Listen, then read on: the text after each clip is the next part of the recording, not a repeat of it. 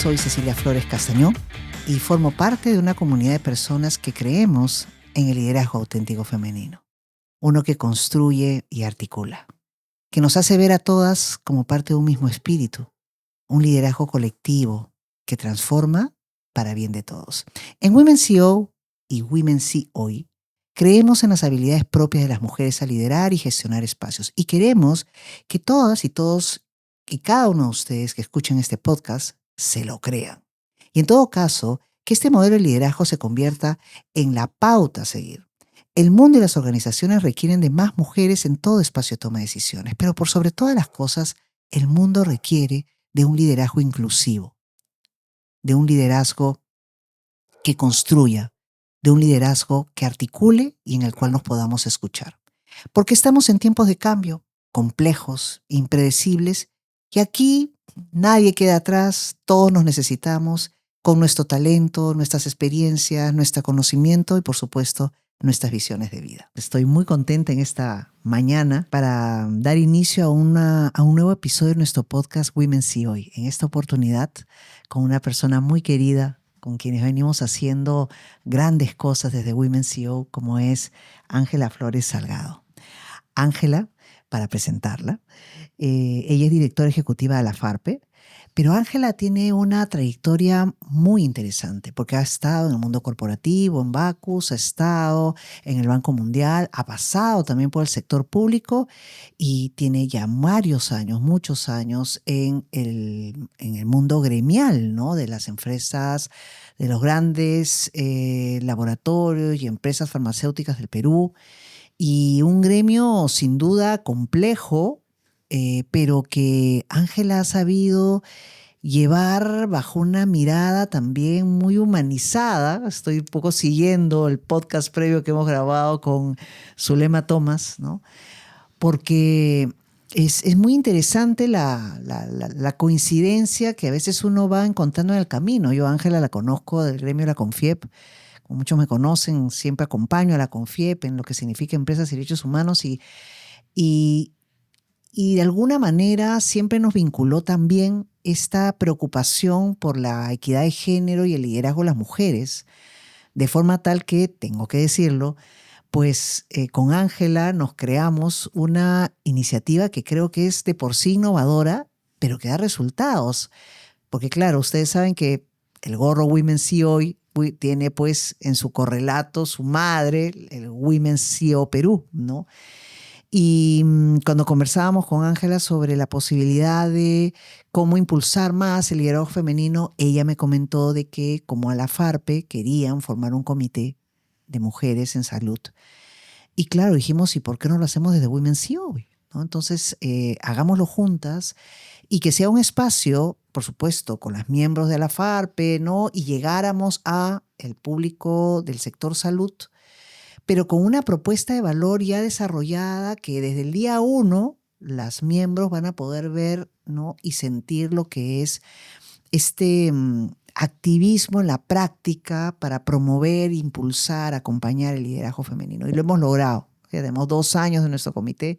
Y perdonen esta introducción larga que estoy haciendo, pero se darán cuenta por qué mi cariño, aprecio por quien tengo adelante. Querida Ángela, muchísimas gracias. Muchísimas gracias, Ceci. De verdad, de todo corazón, es un honor estar acá dentro de este podcast, esta iniciativa que también es súper innovadora y la felicito. Y muy contenta de también no solamente haber tenido la oportunidad de conocerte, sino de ser parte de Women CEO, de Women CEO ahora. Y que también, como tú bien has señalado, forma parte de estas iniciativas innovadoras que reflejan que el diálogo, que la perseverancia, de que podamos identificar que algunas cosas que no funcionan, funcionan de otra manera. Y eso ocurrió durante COVID, con la iniciativa de Mujeres en Salud, donde todos y todas estábamos encerrados, no sabíamos qué hacer, escuchábamos de muchas complejidades desde la salud mental, desde la salud obviamente física, no sabíamos cómo nos enfrentábamos a esta nueva pandemia, la vida escolar de los hijos, la familia, el desempleo, y creo que hubo una sinergia natural que motivó a que se cree este comité y que claramente es un comité abierto. Me encanta contar siempre de que no solamente participan personas del sector privado, sino también del sector público, organizaciones civiles, exministres también que nos dan su consejería. Y hemos estructurado pues 3 pilares de acción muy claros, muy concretos también, para poder, el primero de ellos, motivar a que más niñas tengan la inspiración y conozcan cómo es seguir una carrera en ciencias. Y no solamente ciencias médicas o biológicas, todas las ciencias, desde las ciencias sociales, etc. Y hemos ya publicado pues un primer libro de mujeres en ciencia y en innovación, que lo hemos publicado este año con mucho apoyo y esperamos que mucha más gente conozca el libro. Y el segundo pilar es reducir obviamente la mortalidad de cáncer y enfermedades crónicas que también específicamente quejan a muchas mujeres en nuestro país. Cáncer acuoyuterino, por ejemplo, 7 de cada 10 mujeres siguen muriendo cada día en nuestro Perú en uno de los cánceres que a nivel mundial es un cáncer prevenible. Increíble, ¿no? Dinamarca, por ejemplo, logró erradicar el cáncer. Y siempre de hecho, yo recibo muchas críticas por comparar a Perú con países desarrollados, pero a ver, si no pensamos en cómo ir avanzando, así es. Nunca vamos a avanzar y siempre vamos a mirarnos al ombligo. Entonces ahí es como que también tomar este tipo de discusión abierta y pensar más bien en el cómo lo hacemos y cómo construimos esos pasos, ¿no? Ese es uno de los ejemplos concretos. Y el tercer pilar es reducir también fortalecer la salud materno-infantil, reducir la mortalidad materna. Todavía hay mujeres, digamos, que dan a luz y mueren por distintas condiciones en las cuales en nuestro país se da a luz, se tiene un hijo y en condiciones quizás que no deberían ser las que suframos. Y en esos 3 pilares se concentra este grupo de mujeres que claramente hemos tenido líderes fenomenales, Bettina Zimmerman, ahora Úrsula Gise, que va a estar también liderando el comité. Y nuevamente, es una iniciativa en la que todas pueden participar, todas las que quieran conocer un poquito más de salud, de cómo mejorar nuestro sistema de salud, muy invitadas a participar. Y qué importante es ver el compromiso de las empresas farmacéuticas precisamente en acompañar, ¿no? En estar liderando, ¿no? Un comité tan transversal como es la mirada de salud. Pero más allá de lo que nos une y que ha sido maravilloso el habernos encontrado por todo lo que vamos desarrollando, y tenemos el primer libro, Mujeres en el Bicentenario, nuestro primer libro, segundo libro, todas las semanas, los viernes van a poder ver publicaciones sobre salud aplicable a la mujer y en general, ¿no? Desde la página web de Amos, en fin, hacemos muchas cosas, pero yo quiero poco centrarme en Ángela Flores, esta líder natural que brilla dentro del gremio de gremios, ¿no? Y que con su voz siempre abre puertas, articula, ¿no? Y nos da y nos muestra que el camino de resultados sí es posible. ¿Cómo has llegado hasta aquí, querida Ángela? Tu trayectoria, lo que has visto como oportunidades de mejora, qué sé yo, los retos, no lo sé, como quieras simplificarlo. Sí, yo creo que todo también se basa en cómo las perspectivas de la educación desde muy temprana edad o desde la situación escolar reflejan en tu existencia, ¿no? Mucho obviamente viene de generar o salir de una familia que claramente quiere mejorar su entorno y eso te deriva a estar en un colegio donde también te exigen y sales del colegio y de repente no sabes qué seguir. Hay muchas chicas también que de acuerdo. Coacheo en el sentido de que ¿qué saben? Nadie sabe qué seguir y sobre todo en esta situación donde hay mucha información, hay mucha incertidumbre. Uh-huh.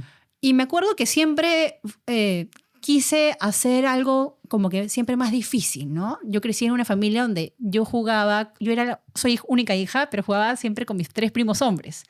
Entonces, claro, o sea, no tenía ningún sentido de complejo nunca con el sexo opuesto, claro. Porque fui criada también entre hombres, jugaba fútbol, etc.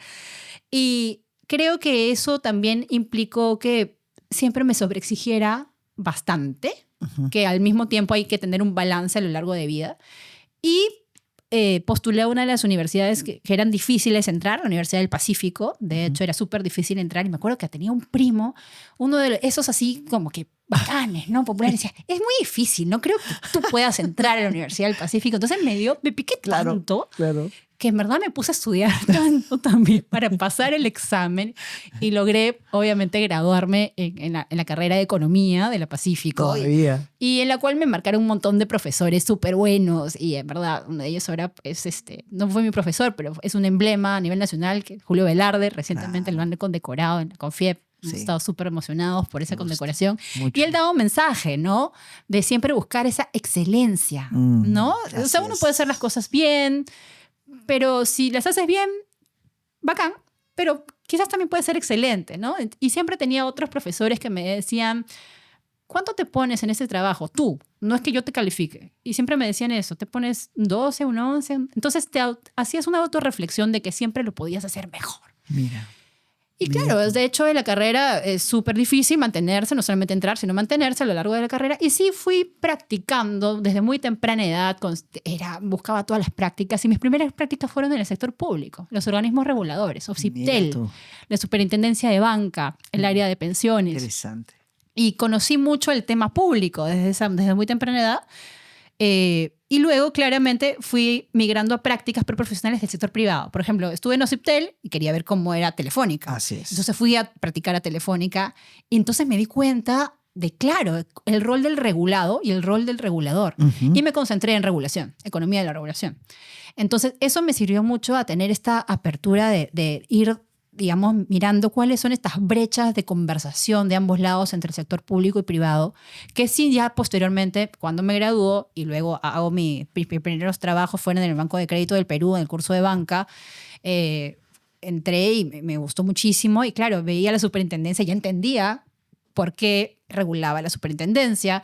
Y eso llevó a que también construya una carrera en ese ámbito, ¿no? Público-privado. Y me acuerdo que después de unos años en el BCP me fui al sector público.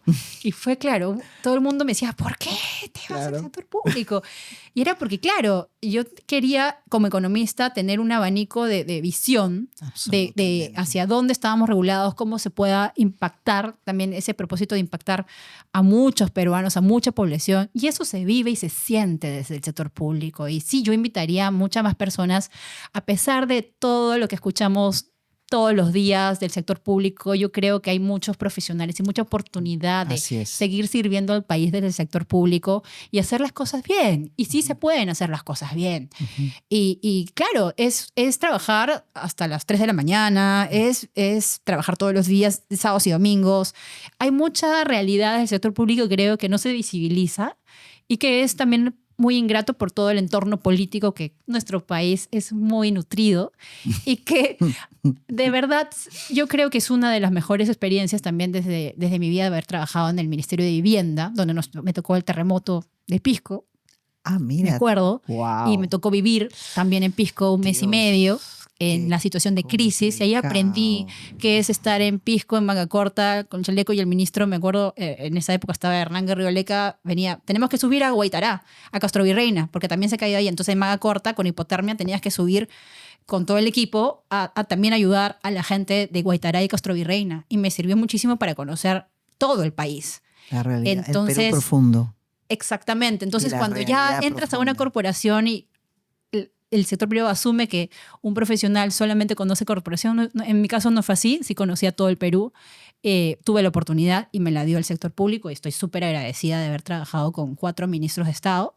Y creo que esa forma de también establecer esos puentes de diálogo que necesita nuestro país entre el público y privado de manera transparente es fundamental para irla contagiando a más profesionales digamos, del mundo real, ¿no? De acuerdo. Y muchas mujeres, muchas, me acuerdo, muchas amigas del sector público que todavía siguen, las veía yo, eran más grandes que yo, trabajar pues hasta las 3 de la mañana, dejando sus familias, teniendo temas de vínculos con sus parejas, complicados también, pero sacrificándose por el país. Increíble, ¿no? Y creo que eso, mi gratitud hacia ellas va a ser siempre. Así es. Han pasado más de, creo que 15 años y seguimos con un grupo de conocidas del sector público que fuimos las que sufrimos en ese terremoto y las que tuvimos un tema en el Ministerio de Salud también con las discusiones de las vacunas en esa época, las discusiones de las vacunas, me acuerdo en esa época, en el 2008 se discutía la vacuna del virus del papiloma humano, desde esa época, y no ingresaba al país. Increíble. Y hoy por hoy, gracias a Dios, el Perú tiene una vacuna que no solamente es para niñas, sino también para niños, para adolescentes, que pueda justamente ayudar a reducir la probabilidad de cáncer a cuello uterino, ¿no? Entonces, tú ves eso en términos de impacto y creo que es un trabajo que a lo largo de mi carrera he tratado de construir siempre con propósito, ¿no? Y mira, qué interesante porque tú nos has marcado algo que creo que si este podcast lo escuchan, y es algo que me encantaría, jóvenes universitarias y tal, ¿no? Que están a veces mirando por dónde van a ir sus opciones, es bien importante que uno matice su ruta, vaya definiendo. Por intuición a veces vas a algo, pero complementas la información. O sea, no dejarse llevar por la circunstancia, ¿no? Ay, acá está el banco de trabajo, bueno, postula tales, ¿no? Y en tal me llaman y a eso comienzo. No, háganse el esfuerzo de ver qué cosa les gusta, ¿no? ¿Qué tema, qué sector les puede atraer? Banca no me gusta, ok, pero tal vez no sé, consumo te puede gustar, ¿no? O te puede gustar, no sé, la dinámica de exportación, ¿no? No lo sé, pero digamos que te des la oportunidad de escucharte y al escucharte tú misma digas y orientes, a ver, me gustaría por acá y luego probar por acá y complementar por acá. A mí me pasó más o menos algo así. Yo también desde muy temprano comencé y claro, lo que clásicamente te dice un abogado tiene que litigar. Entonces dije, a ver, veré, me dije, primero quiero ver la parte, siempre me jaló lo civil, entonces dije, quiero conocer la parte notarial, entré a la parte notarial, pero en paralelo quise ver lo judicial, ¿no? Y me presenté a estos secretarios de los juzgados que eran cosas de la vida, un juzgado que veía las acciones de amparo. ¿Te acuerdas de la época de la Asociación de la Sí. Banca? Una locura en esa época. Bueno, yo estuve justo en uno de esos juzgados, pero pude conocer la dinámica judicial, que salí espantada, no era lo mío, por supuesto, y viré pues hacia el mundo corporativo, pero vamos, uno va encaminando lo que quiere, y claro, tú has podido ver la riqueza de lo privado, lo público, la cooperación, ¿no? Y llegar finalmente al gremio, al gran gremio, ¿no? Donde pues las grandes empresas farmacéuticas miran su relación con el Estado y tal. Bajo tu perspectiva, ¿cómo crees que estas lecciones aprendidas, toda esta información, ¿no? Esta riqueza de experiencias duras muchas veces, sacrificadas, pero riqueza al fin, han podido contribuir a que el gremio tenga la mirada que hoy tenga? Sí, ahí yo creo que justamente previamente al gremio yo trabajé 6 años en Macus. Y claro, desde el área de asuntos de gobierno corporativo, siempre fue Macus una empresa que veía el impacto social, ¿no? No solamente las ganancias, sino el valor compartido que generaba esa corporación. Ujú. Y claramente era un producto que obviamente también era un producto de alguna manera restringido, ¿no? Claro. Obviamente Las el exceso, las cervezas, externalidades que ujú. produce el consumo excesivo de alcohol. Entonces, yo siempre con esta visión público-privado decía, ¿dónde se puede marcar un poquito la diferencia? Y viendo hacia el sector de medicamentos, laboratorios farmacéuticos, donde producen innovación que de verdad mejora la calidad de vida de las personas, para mí la visión era justamente explicar lo que hacen y lo que son y lo que es un medicamento, ¿no? Y empezar mucho y me di cuenta que había mucha desinformación en el país con respecto a qué es un medicamento genérico, seguro y eficaz, qué medicamento es intercambiable, qué es innovador, cuánto de innovación, digamos, en términos de inversión previa, tuvo que pasar esta molécula innovadora, este tratamiento nuevo, casi más de 10, 20 años de investigación con una inversión de más de $800 millones para ver si en 0.01% de todas las moléculas y los experimentos que hicieron de innovación vayan a dar resultado. Y esto generó un ecosistema de investigadores, biólogos, médicos, que claramente quizás es invisible y que corresponde justamente a un respeto de una propiedad intelectual importante, que son las patentes. Y posteriormente a ello, el círculo virtuoso de la innovación hace que existan genéricos en el país. Si no tenemos una innovación no vamos a tener un buen genérico en el futuro. Ujú. Y eso es un poquito también la visión de explicar.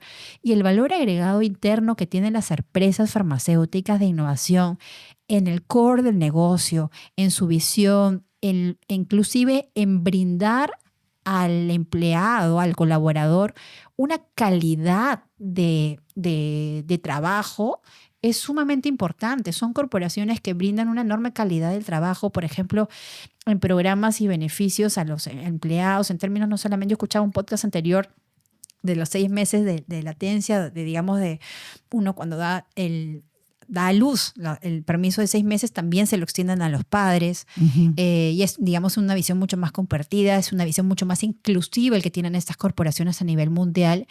Y a mí me gustaría y me encantaría que mi país tenga ese mismo nivel de empleador para justamente ver esta equidad que ellos sí la viven en el mundo y la tienen, y verla más en nuestro país, ¿no? Ujú. Y yo creo que sí es posible. Somos más de 30 millones de peruanos, 35 millones con migración, que necesitan un mejor sistema de salud y una calidad de atención, y con una innovación permanente, una inversión en nuestro país en el largo plazo.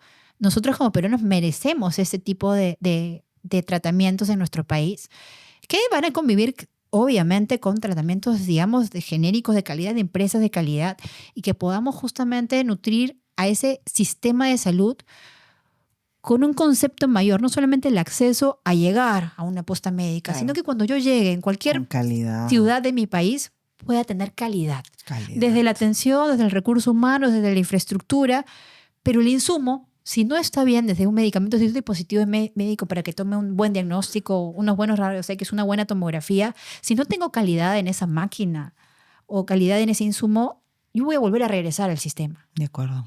Y creo que ahí está, digamos, El reto. la enorme oportunidad del sector privado para poder sumar en un sentido colaborativo con el Estado. No hay ningún país en el mundo, yo acabo de terminar una maestría en London School of Economics de Economía de la Salud también. Qué bien, ya terminó. Sí, Wow, y estoy muy gusto, contenta porque me excelente. permite también ver que la realidad del mundo en términos del sistema de salud es que no hay un sistema de salud perfecto, pero justamente en ese diálogo compensatorio de público más privado es donde se encuentra el mejor servicio de calidad para el, digamos, el ciudadano, ¿no? Ujú.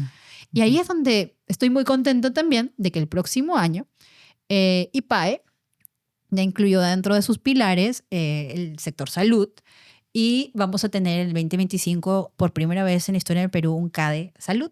Ah, mira tú. Sí, Qué bien. y estamos muy contentos de eso y que seguramente vamos a hablar más al respecto el próximo año, pero significa que creo que el propósito, Ceci, de ese mensaje es que si no pasa en tu carrera, en tu espacio de acción, etcétera, hay que hacer que las cosas pasen. De acuerdo. Y solitos no vamos a llegar, ¿no? Eso también es la otra, digamos, mi otra experiencia de anécdota. Tenemos que sumar esfuerzos. De acuerdo. Solos mirándonos al ombligo no vamos a llegar muy lejos, y creo que ahí está el esfuerzo de buscar con quién haces sinergias, con quién haces alianzas y con quién pides ayuda también, ¿no? O sea, De acuerdo. hay cosas que no totalmente de salen acuerdo. bien y no salen bien, y hay que pedir ayuda. Hay que ser humildes para hacer eso. Y algo que siempre hemos dicho en el comité, en esta relación pública-privada, es que sí, yo creo que lo que estamos haciendo es que no se tenga tanto temor esta relación público-privada. O sea, no necesitas tener una asociación pública-privada para poder hacer un proyecto. Vamos, se puede compartir experiencias, ¿no? Compartir conexiones, ¿no? Para habilitar y poner el bien de la sociedad por encima de cualquier interés, ¿no? Y sumar esfuerzos en esa línea. No tener tanto temor. Lo público tiene mucho temor ante lo privado, y lo privado también a lo público.